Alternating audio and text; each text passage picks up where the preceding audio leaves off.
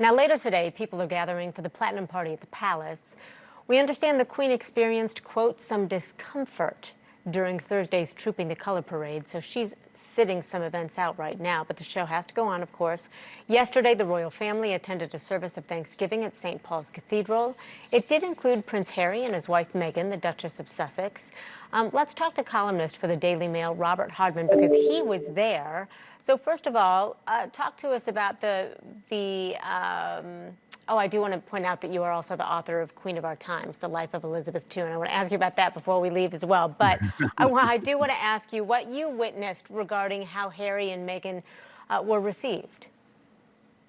Well, good afternoon, Chris. It was a moment that everyone had been waiting for some time, because obviously they haven't been seen in public in Britain for over 2 years in a situation with the rest of the royal family. And I would say that on the whole, it went off fairly well. I mean, they arrived in a very sort of strict protocol format outside St. Paul's Cathedral. They received all the sort of formal greetings.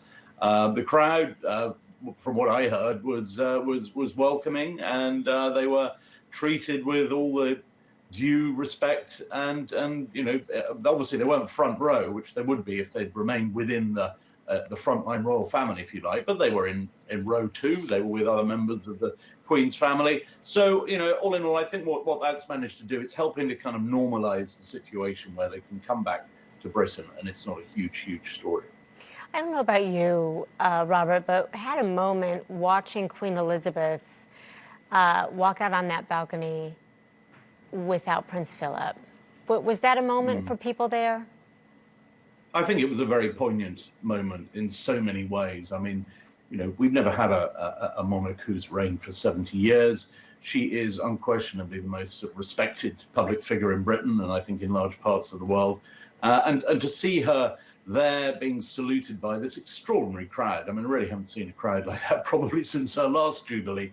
And she was clearly moved by it. And yes, I mean, I think we all thought, well, what a pity Prince Philip's not there. But the Queen's very stoical. She's very pragmatic. She's not a sentimentalist. She's always looking to the present and the future. That was the theme of her Jubilee message to her people. She talked about continuing to help the country looking ahead. So, I mean, that's her sort of message, is let's not get too nostalgic, but hey, a monarch 70 years, of course we're going to get nostalgic. And this weekend, parties are starting all over the country. Tens of thousands of them, millions of people are preparing to really have the first national get together since the pandemic. I mean, there's a lot to celebrate here in a fairly gloomy world. You say that the people need to see this year. Why do you say that?